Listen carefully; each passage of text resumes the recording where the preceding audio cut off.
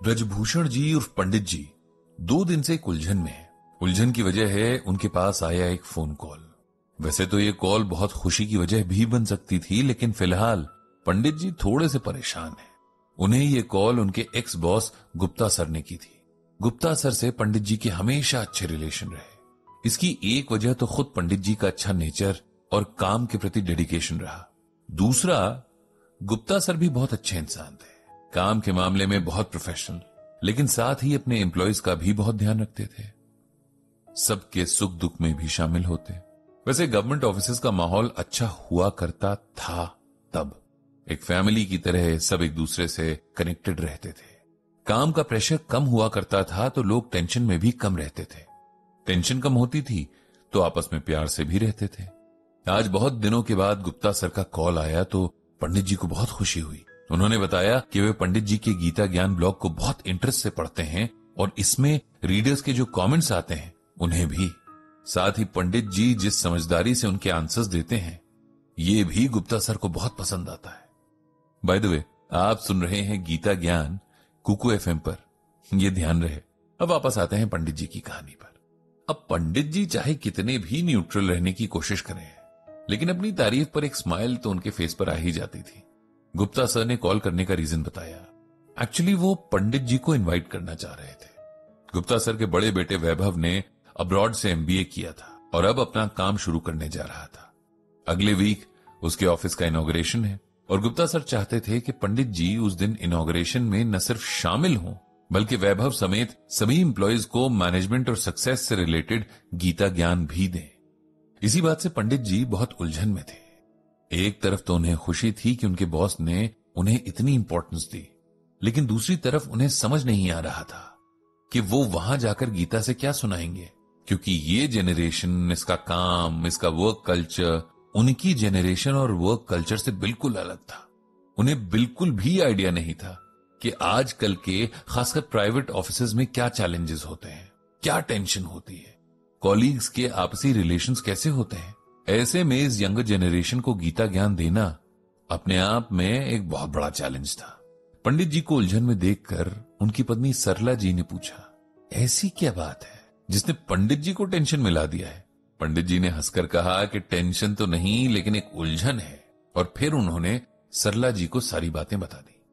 सरला जी को उनकी बात सुनते ही उनकी उलझन का सोल्यूशन भी नजर आ गया। वो हंसते हुए बोली कि आपको 2 दिन से भी ध्यान नहीं आया कि आपके 2 बेटे प्राइवेट सेक्टर में जॉब कर रहे हैं।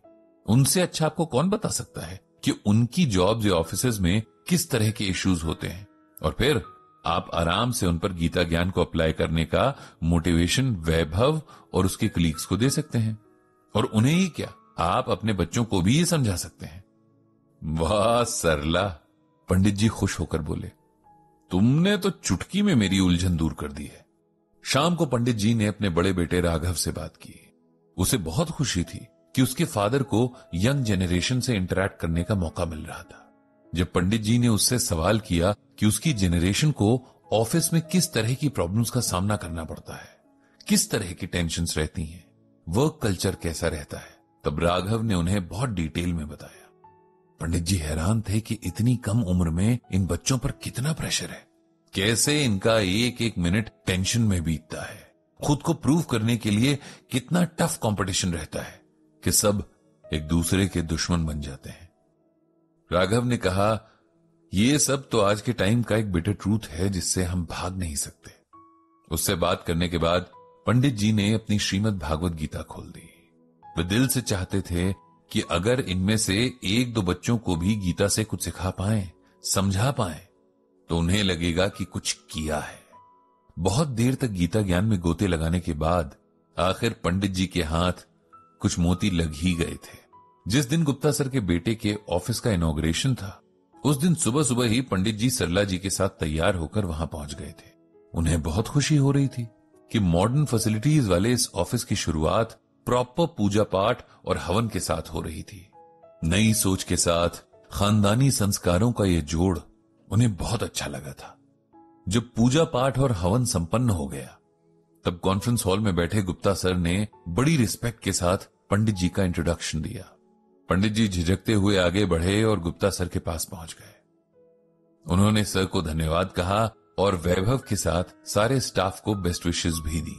अब पंडित जी ने सबके साथ श्रीमद् भगवत गीता से चुने हुए कुछ मोती बांटना शुरू किया। प्यारे बच्चों, मुझे बहुत खुशी है कि आप लोगों ने अपनी लाइफ के बहुत बड़े स्टेप को आज लिया है। मैं भगवान श्री कृष्ण से प्रार्थना करूंगा कि आप सबको सक्सेस दें। अब मैं आपको भगवान श्री कृष्ण के कुछ वचन सुनाना चाहता हूं और उम्मीद करता हूं कि इससे आपको कुछ हेल्प मिलेगी। पहला श्लोक कुछ इस तरह से है, योगस्थः कुरु कर्माणि संग त्यक्त्वा धनंजय सिद्धये सिद्धयोः समो भूत्वा समत्वम योग उच्यते। इस श्लोक का अर्थ कुछ इस तरह से है, भगवान श्री कृष्ण अर्जुन से कहते हैं कि हे धनंजय, कर्म न करने का आग्रह त्याग कर यश अपयश के विषय में संबुद्धि होकर योग धर्म का अर्थ होता है कर्तव्य।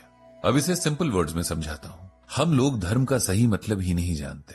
हमें लगता है धर्म का मतलब पूजा पाठ करना, व्रत उपवास करना, तीर्थ यात्राएं करना या रोज मंदिर जाना है, जबकि धर्म सिर्फ यही नहीं है। भगवान श्री कृष्ण ने गीता में कर्तव्य यानी ड्यूटी को ही धर्म कहा है। भगवान कहते हैं कि अपनी ड्यूटी को पूरा करने में कभी यश अपयश और नफा नुकसान नहीं देखना चाहिए।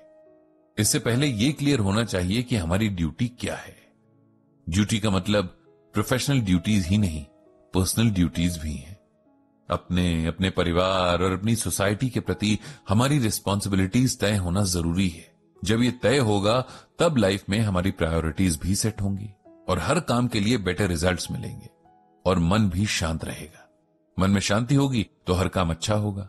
अपनी ड्यूटीज को पूरा करते हुए कभी नफा नुकसान नहीं देखना है। अगर आपको लगता है कि आप सही हैं, तब अपना काम करते जाना है।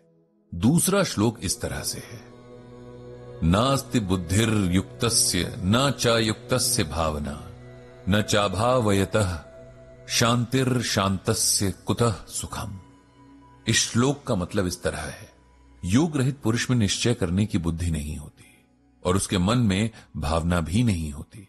ऐसे भावना रहित पुरुष को शांति नहीं मिलती और जिसे शांति नहीं, उसे सुख कहां से मिलेगा। इसे सिंपल वर्ड्स में ऐसे समझिए कि हम में से हर कोई व्यक्ति अपने लिए सुख चाहता है। इसके लिए हम सारी जिंदगी भटकते रहते हैं, मेहनत करते हैं, एक दूसरे से लड़ते झगड़ते हैं, लेकिन हम भूल जाते हैं कि सुख बाहर नहीं, हमारे अपने मन में है। हम लोग सुख को बाहर ढूंढते हैं और वो कभी भी नहीं मिलता। जिसे कुछ देर के लिए मिले भी तो फिर खो जाता है। सबसे जरूरी बात जो हमें समझनी है वो ये है कि जिसके मन में शांति न हो, उसे कभी सुख नहीं मिल सकता।